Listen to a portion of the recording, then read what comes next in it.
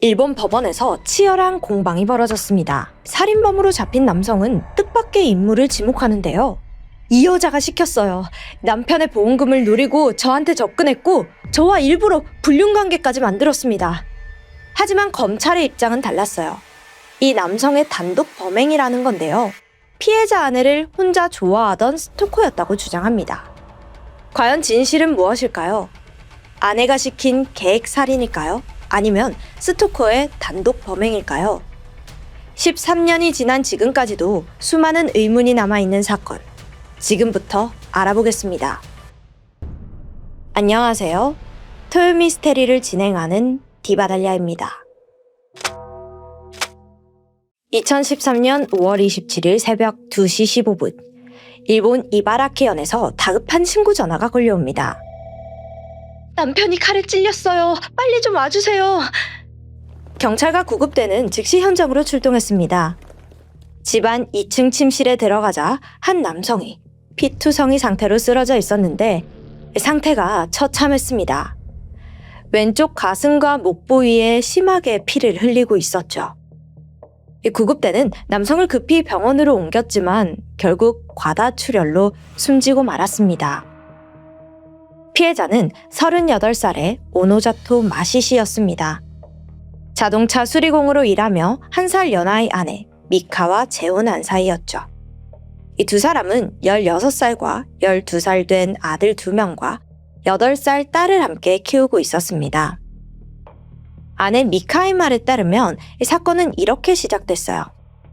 그날 새벽 잠을 자고 있던 미카는 남편의 신음소리를 듣고 눈을 떴습니다. 이미 남편은 공격을 당한 상태였고 의식을 잃어가며 쓰러져 있었죠. 그리고 침대 옆에는 복면을 쓴 괴한이 과도를 들고 서 있었습니다. 괴한은 미카가 깨어난 것을 보자 곧바로 도망쳤다고 해요. 이 증언을 들은 경찰은 한 가지 점에 주목했습니다. 범인은 미카를 해치지 않았습니다. 오직 남편 마시시만 공격했다는 거죠. 즉, 범인의 목표는 처음부터 마시시 한 사람이었습니다.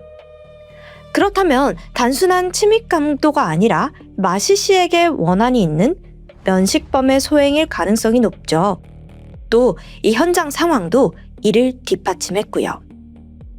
이 마시시의 가족 집 구조는 조금 특이합니다. 하나의 부지 안에 이 두 채의 집이 함께 붙어 있는 형태였어요. 이 가운데의 부부의 침실은 오른쪽 집 2층에 있었고요. 외부인이 바로 찾기가 쉽지 않은 위치였습니다. 그런데 범인은 침입한 뒤 다른 방에는 전혀 들리지 않았습니다. 곧바로 부부의 침실로 향했죠. 이 말은 이 집 구조와 침실 위치를 미리 알고 있었다는 뜻입니다. 게다가 범행 시점도 절묘했어요. 그날은 세 아이들이 모두 외갓집에 가 있던 날이었습니다. 집 안에는 부부만 있었던 거죠.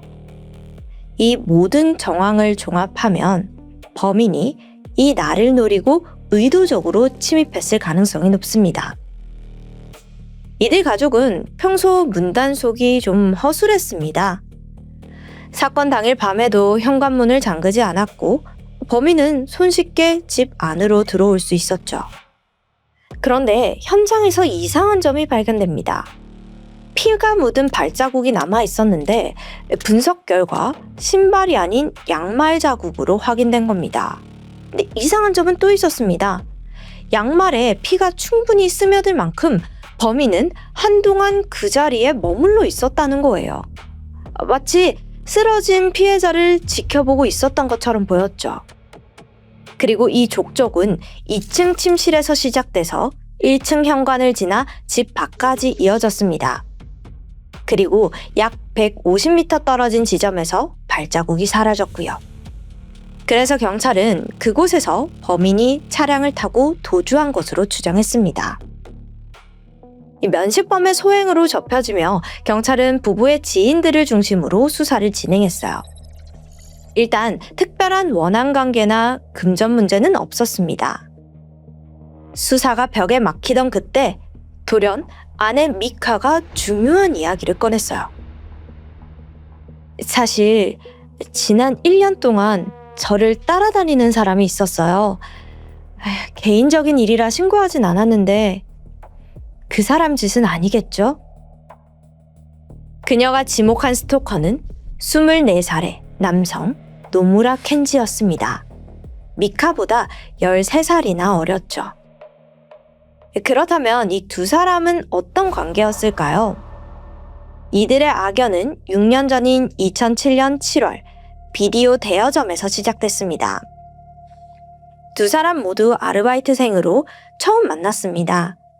미카는 주간 근무, 노무라는 야간 근무를 맡고 있었어요. 그러다 보니 인수인계 때 잠깐 얼굴을 보는 정도였죠. 노무라는 성실한 성격으로 이 주변에서 평판도 좋았고 다른 매장에서 스카우트 제안을 받을 정도였습니다. 미카 역시 일처리가 뛰어나고 리더십까지 갖춰서 인기가 많았고요. 쉽게 말해서 이 미카가 주간 리더라면 노무라는 야간 리더였습니다. 그러던 2012년 4월 우연히 두 사람은 이야기를 나누게 됩니다. 알고 보니 좋아하는 비디오 게임이 같았던 거예요. 이걸 계기로 메일을 주고받았고 두 사람은 9월이 되면서 개인 연락처를 주고받을 만큼 점점 가까워졌습니다. 하지만 이때까지도 노무라는 미카가 결혼했다는 사실을 알지 못했다고 합니다. 그는 연락을 주고받으며 점점 미카에게 이성적인 감정을 갖기 시작했습니다. 그런데 얼마 지나지 않아 그녀가 유부녀라는 사실을 뒤늦게 알게 된 거예요. 근데 보통 이러면 포기할 법도 하잖아요. 하지만 노무라는 포기할 생각이 전혀 없었습니다. 실제로 그는 가게 점장에게 연애 상담을 한 적도 있었습니다. 점장은 조심스럽게 말했죠. 상대가 유부녀인데 너가 더 힘들어지는 거 아니겠냐? 그러자 노무라는 이렇게 대답했습니다. 결혼은 했어도 연애는 자유잖아요. 이미 그는 미카에 대한 감정을 쉽게 접을 생각이 없었어요. 그리고 이때부터 그의 감정은 점점 집착으로 변해갔죠. 매일같이 데이트를 해달라면 메시지를 보냈습니다. 미카는 몇 번이나 그를 거절했다고 해요.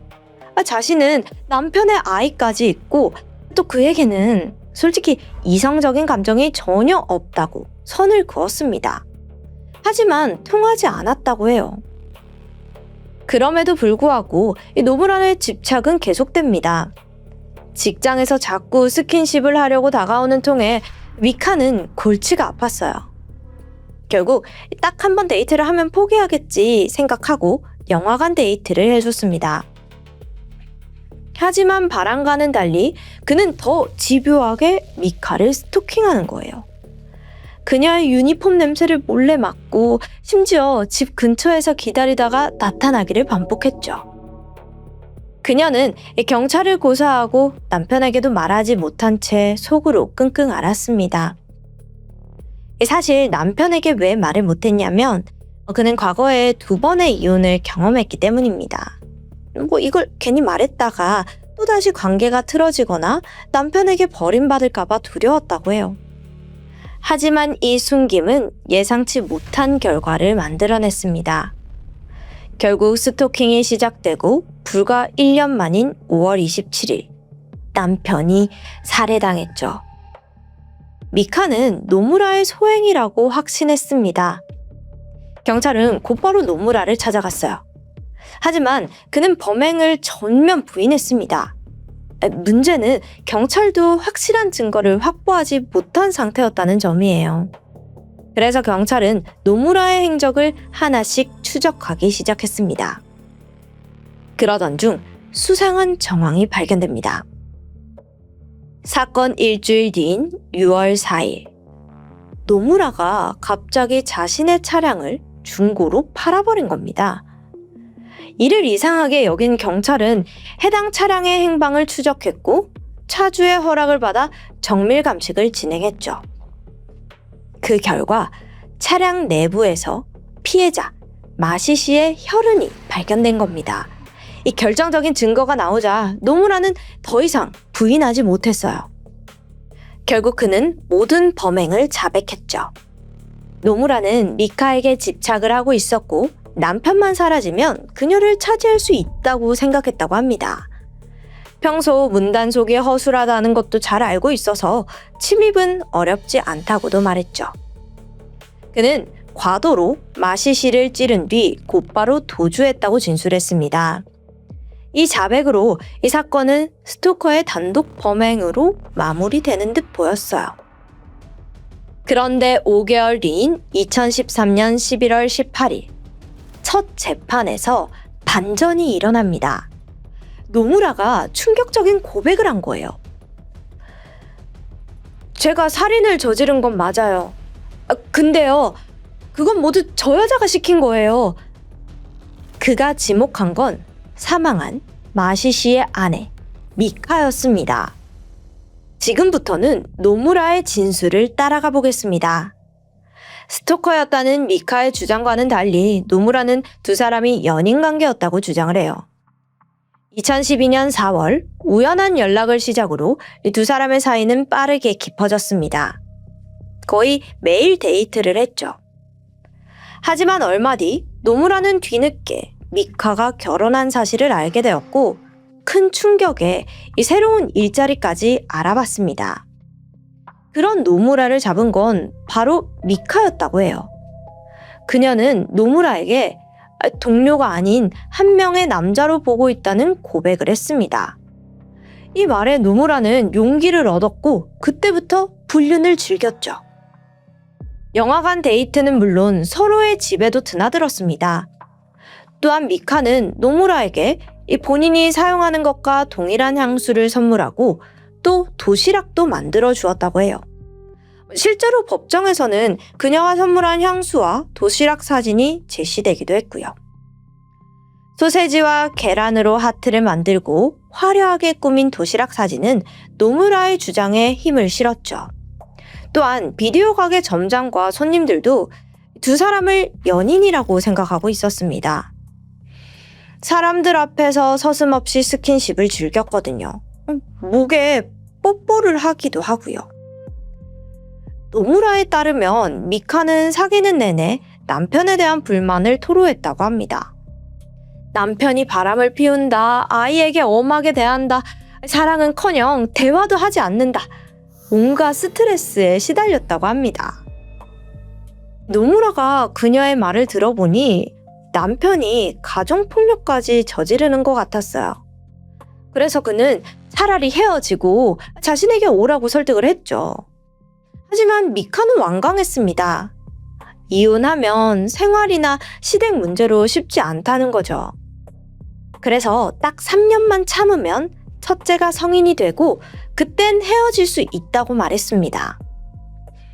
그렇게 1년간 세뇌된 노무라는 마시시를 악인으로 여겼어요. 그러던 2013년 5월 24일 늦은 밤, 미카에게 전화가 걸려왔습니다. 그녀는 조용한 목소리로 이렇게 말했어요. 너무 힘들다. 남편이 또, 나 그냥 죽고 싶어. 3일 뒤에 우리 집으로 와. 현관문 내가 열어둘게. 도둑이 든 것처럼 와줘. 남편을 죽여달라는 말은 없었습니다. 하지만 노무라는 그녀가 쫓기고 있다는 느낌을 받았어요. 남편이 자신을 죽이기 전 그를 죽여달라는 말이 분명했습니다. 그래서 이틀 뒤 5월 26일 밤, 노무라는 미카에게 괜찮냐? 라는 메시지를 보냈고 응! 이라는 답변이 왔습니다. 노무라는 이 메시지를 살인 허락으로 판단했어요.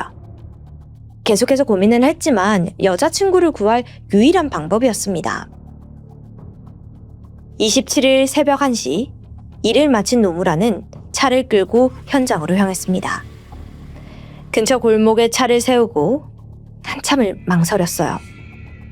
그러다 새벽 2시 준비한 과도를 챙겨 현관으로 향합니다. 정말로 문이 열려 있었어요. 그는 미카가 진심으로 살인을 원한다고 생각했고 곧바로 부부의 침실인 2층으로 올라갔습니다. 그리고 마시 씨를 칼로 찔러 살해했습니다. 붉은 피가 쏟아져 나오자 노무라는 당황했어요. 칼도 떨어뜨린 채 양말이 피에 젖는 줄도 모르고 가만히 서 있었죠. 이때 미카는 그에게 정신 차리고 도망치라면서 소리를 질렀습니다. 그러면서 바닥에 떨어진 칼을 주워서 건넸죠. 노무라는 그 말에 곧바로 도주했고 등 뒤로 경찰에 신고하는 미카의 목소리가 들렸습니다. 근데 그 와중에도 노무라는 미카를 걱정하기 바빴어요. 칼에 남은 미카의 지문을 옷으로 닦았고 나중에 경찰에 발각되었을 땐 홀로 죄를 뒤집어 썼습니다. 그는 사랑하는 여자친구를 지켰다고 생각했지만 현실은 달랐습니다. 경찰에 체포된 후 노무라는 여동생에게서 충격적인 진실을 전해 듣게 돼요. 미카가 자신을 스토커로 몰았다는 겁니다. 또한 사건 한 달 전 남편 앞으로 2억 원의 생명보험을 들었다는 사실도 알게 되고요. 노무라는 미카가 돈을 노리고 자신을 살인에 이용했다는 걸 깨닫고 재판에서 모든 진실을 밝히기로 결심하죠. 갑작스러운 노무라의 주장에 검찰과 변호인은 첨예하게 대립합니다. 변호인은 두 사람이 연인 관계였음을 입증하기 위해 비디오 가게 점장과 손님들을 증인으로 세웠습니다. 또한 미카가 선물한 향수와 도시락 사진, 생명보험 내역을 물증으로 제시했죠.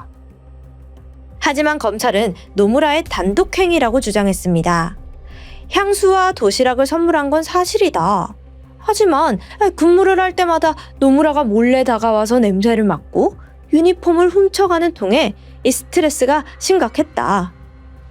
미카는 같은 향수를 선물하면 이 더러운 행각을 멈출 거라고 생각했다고 합니다.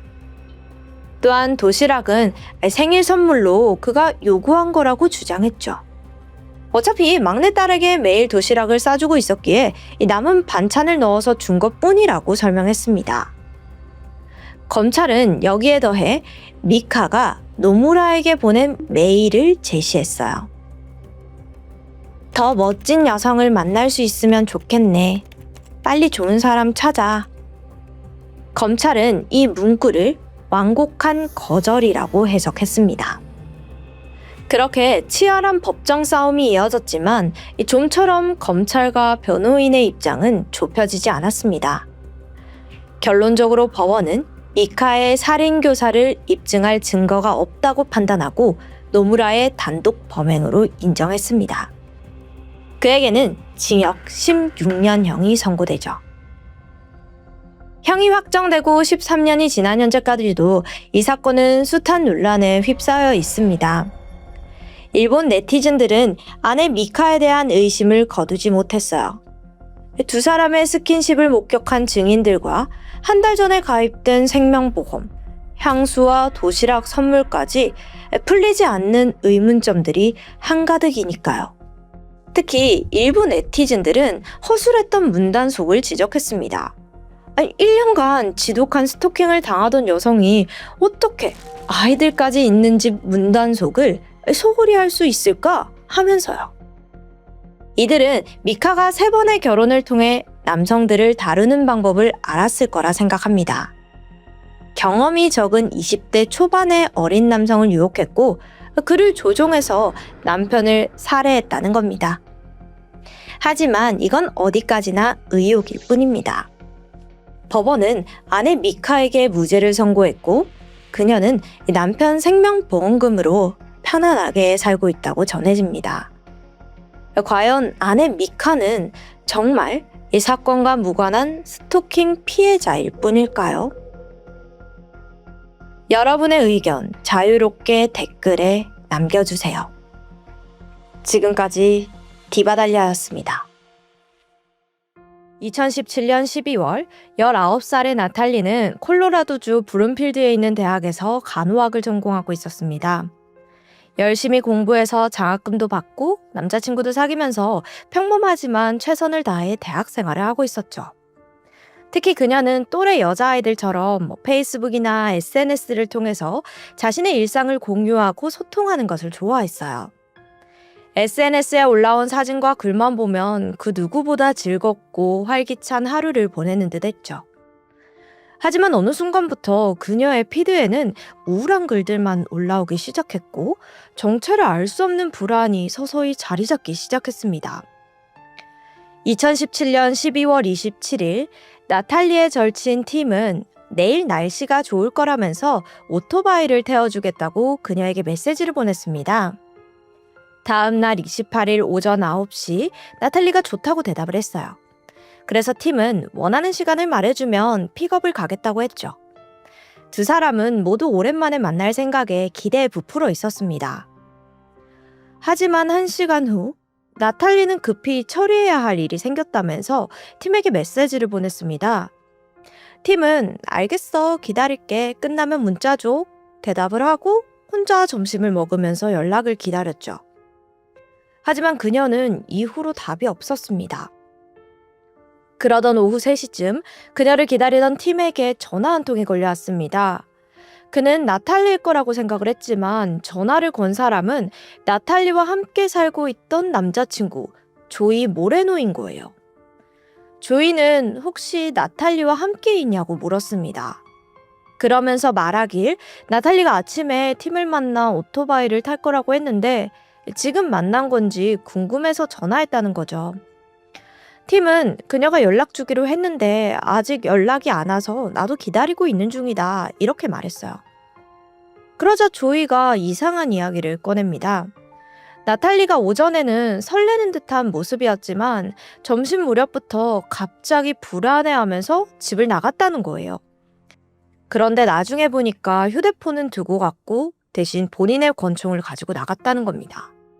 그리고 지금까지 돌아오지 않고 있어 걱정이 된다면서 전화를 한 거였어요. 그날 오후 3시 30분 조이는 결국 경찰에 나탈리의 실종을 신고했습니다. 그는 경찰에게 여자친구가 최근 우울증 증상을 보였고 극단적인 선택을 고민했다고 해요. 특히 나탈리는 지난 2년간 그녀를 스토킹해온 한 남성 때문에 스트레스가 심했다는데요. 혹시 그가 나탈리에게 무슨 짓을 한 게 아닌지 걱정된다고 설명했습니다. 그녀는 착한 성격에 주변에 어려운 사람을 보면 그냥 지나치지 않고 도와주려고 애썼습니다. 2년 전 나탈리는 어렸을 때 알고 지내던 남성 숀 스왈츠를 우연히 만났는데요. 그때 가는 길이 같은 방향이어서 차를 태워준 적이 있었습니다. 당시 숀은 약물 남용 및 정신 이상으로 많은 문제를 지니고 있었어요. 두 사람이 차를 타고 가는 도중에 이런저런 이야기를 하잖아요. 그때 그가 요즘 정신적으로 힘든 시간을 보내고 있다고 솔직하게 고백을 합니다. 착한 나탈리는 그의 고민을 진심으로 들어줬죠. 숀은 자신의 이야기에 공감해주는 그녀에게 마음을 열었고 두 사람은 이후 다시 친구로 연락하는 사이가 되었습니다. 하지만 그녀는 이 일로 인해 운명이 바뀔 줄은 상상도 못했습니다. 나탈리는 정말 착한 마음에 단순히 그가 재활할 수 있도록 용기를 주고자 했던 순수한 마음이었거든요. 하지만 숀은 그의 선의를 오해하고 점차 특별한 감정을 품기 시작한 거예요. 그는 점점 나탈리에게 집착하기 시작했고 그녀가 어디를 가든 따라다녔습니다. 심지어 나탈리가 대학 진학을 위해서 다른 지역으로 이사를 하자 그녀의 새 주소까지 알아내서 집 앞까지 찾아오기도 했죠. 집착은 점점 극단적으로 변해갔고 결국 그녀는 심한 공포를 느끼기 시작합니다. 결국 나탈리는 경찰에 숀을 스토킹으로 여러 번 신고를 했어요. 하지만 상황은 쉽게 해결되지 않는 거예요. 그래서 법원으로부터 접근 금지 명령까지 받아내야 했습니다. 나탈리는 이 문제를 수시로 자신의 페이스북에 올렸고 가족과 친구들 역시 그녀의 고민을 잘 알고 있었습니다. 심각한 스토킹 피해를 겪고 결국 접근 금지 명령까지 받아냈던 나탈리가 갑자기 총을 들고 사라지자 경찰은 즉시 그녀의 수색에 나섰어요. 많은 친구들도 그녀를 찾기 위해 발벗고 나섰지만 나탈리가 휴대폰을 집에 두고 나간 탓에 위치 추적조차 할 수 없는 상황이었죠. 그녀의 친구들은 만약 나탈리에게 무슨 일이 생긴 거라면 그건 숀의 짓이 분명하다고 모두 입을 모았습니다. 이에 경찰은 그녀를 수색하는 한편 동시에 숀에 대한 조사도 시작했어요. 하지만 쇼는 나탈리의 실종 소식을 듣고 무척 괴로워했습니다. 그는 페이스북에 들어가서 여러 차례 라이브 방송을 하면서 그녀에게 빨리 집으로 돌아오라고 애원했습니다. 또한 그녀는 자신에게 가장 소중한 친구라면서 자신이 의심받고 있다는 사실이 너무 괴롭다고 토로했죠. 또 자신과 나탈리의 친분을 증명하겠다면서 2016년에 나눴던 메시지를 캡처해서 게시하기도 했습니다. 그 대화 속에는 숀의 고민을 걱정하며 진심으로 위로하는 나탈리의 모습이 담겨져 있었어요. 그러면서 자신을 의심하는 사람들에게는 이렇게 말했습니다. 그럴 시간에 나가서 나탈리를 찾는 게 먼저 아닙니까? 라고요. 또한 숀은 경찰 조사에도 별다른 저항 없이 순순히 협조했습니다. 하지만 나탈리의 친구들은 여전히 그를 강하게 의심했어요. 그들은 오죽하면 법원에서 접근 금지 명령까지 받았겠냐면서 친구들은 경찰에게 그를 즉시 체포하라고 강하게 요구했죠. 그러던 다음 날 숲속을 산책하던 한 남성은 나뭇가지 사이로 어렴풋이 보이는 뭔가의 걸음을 멈췄습니다. 가까이 다가가자 그가 마주한 것은 총에 맞은 여성의 시신이었죠. 놀란 그는 곧장 경찰에 신고 전화를 걸었습니다. 현장에는 신분증이나 지갑은 없었지만 여성의 인상착의와 문신을 통해서 경찰은 시신의 신원이 누구인지 바로 짐작할 수 있었어요. 며칠 전에 실종되었던 나탈리였던 거죠. 그녀는 머리 뒤쪽에 한 발에 총을 맞았고 시신 주변에 탄피 하나가 떨어져 있었어요.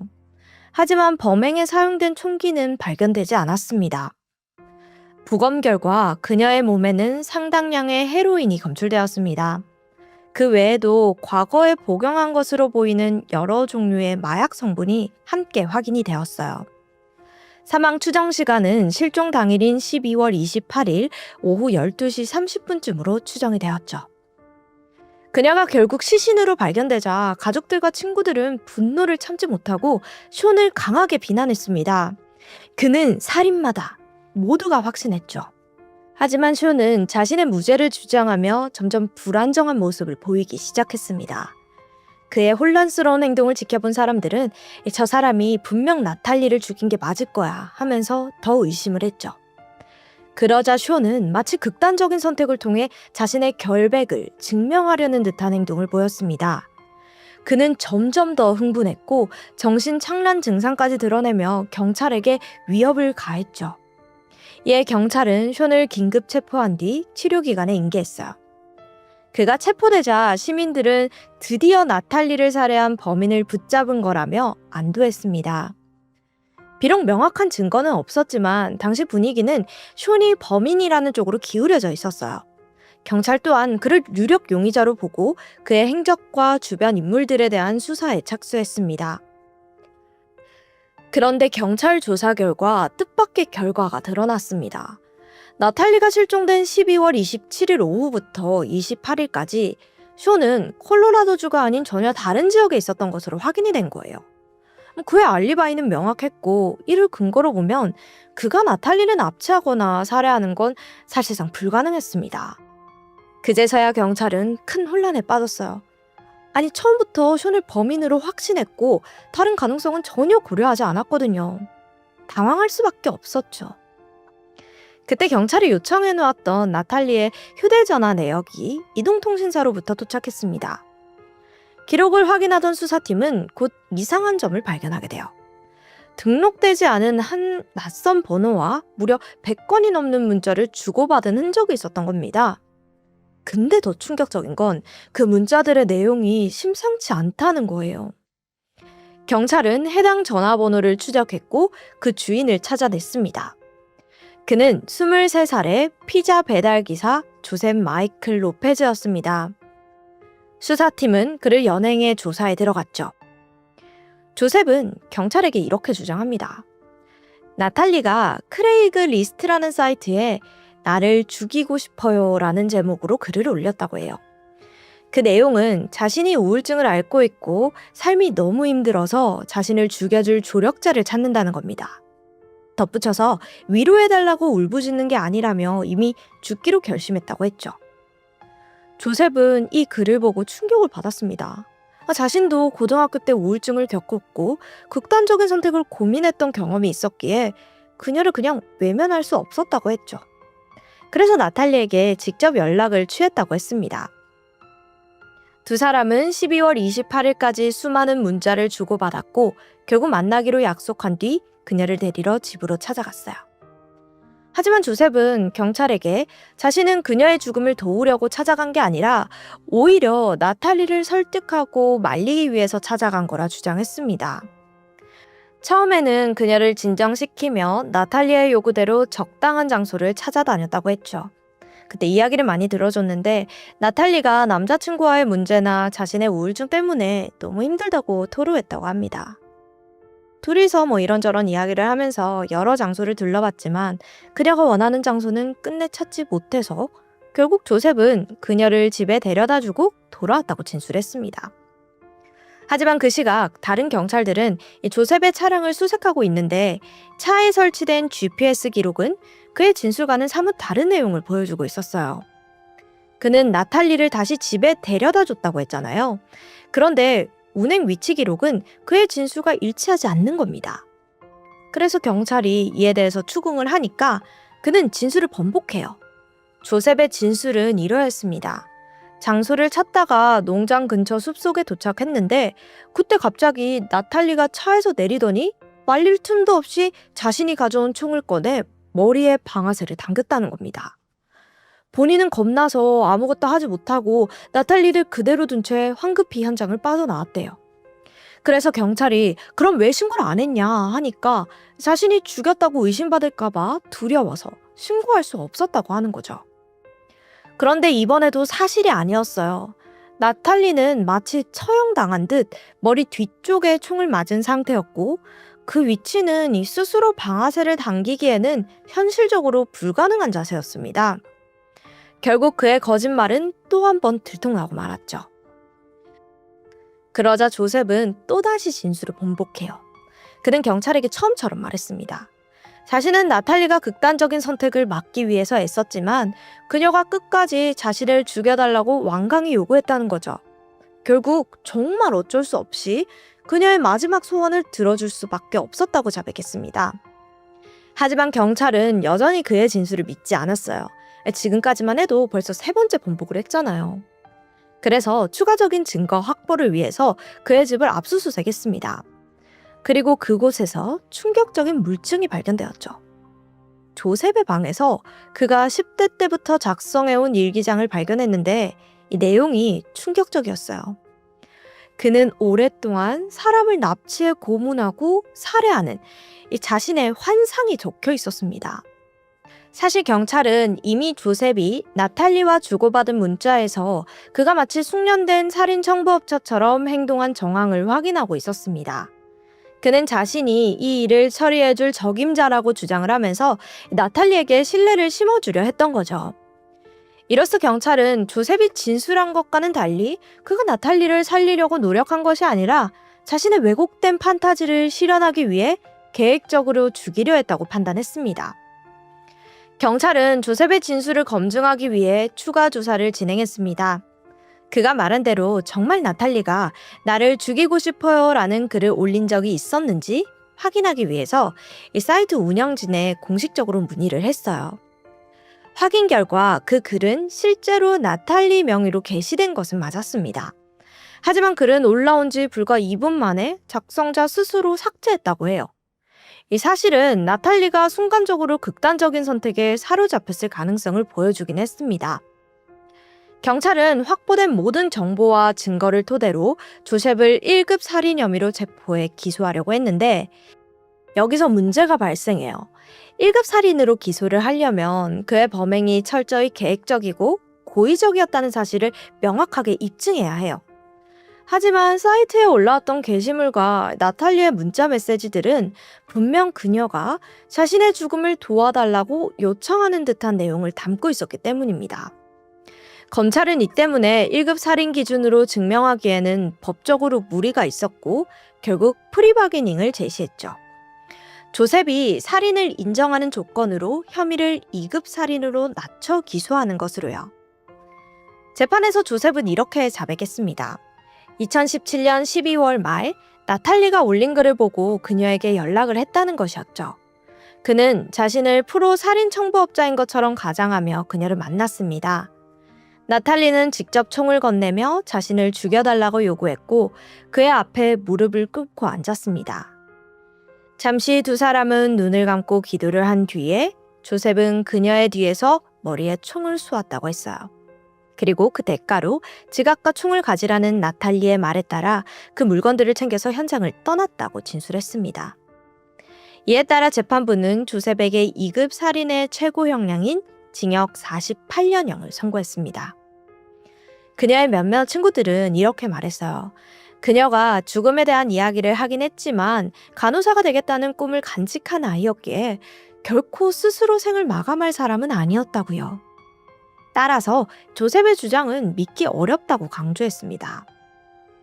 나탈리의 가족들은 더 분노했어요. 그녀가 숨진 날은 숀으로부터 접근 금지 명령을 받아낸 지 얼마 지나지 않은 때였습니다. 착한 성격 탓에 숀을 돕다가 오랫동안 스토킹에 시달렸고 그 고통 속에서 우울증에 걸린 것이었죠. 그런 아이를 조셉은 냉정히 총으로 쏘아 죽였습니다. 설령 나탈리가 죽고 싶다는 말을 먼저 꺼냈다 하더라도 방아쇠를 당긴 건 조셉이었습니다. 그는 총을 쏘지 않을 선택의 기회가 있었지만 자신의 뒤틀린 판타지를 실현하기 위해 나탈리를 살해한 거예요. 따라서 그에게는 1급 살인에 해당하는 처벌이 내려져야 한다고 가족들은 주장했죠. 조셉은 징역 48년형을 선고받았지만 나탈리의 가족과 친구들에게는 여전히 씻을 수 없는 상처만 남았습니다. 그녀는 간호사가 되어 사람들을 돕고 싶어 했던 19살 소녀였고 친구들과 가족들에게 사랑받던 따뜻한 아이였습니다. 하지만 스토킹, 우울증, 그리고 잘못된 만남 속에서 그 모든 꿈과 가능성은 하루아침에 사라지고 말았어요. 나탈리의 명복을 빌겠습니다. 지금까지 디바달리아였습니다.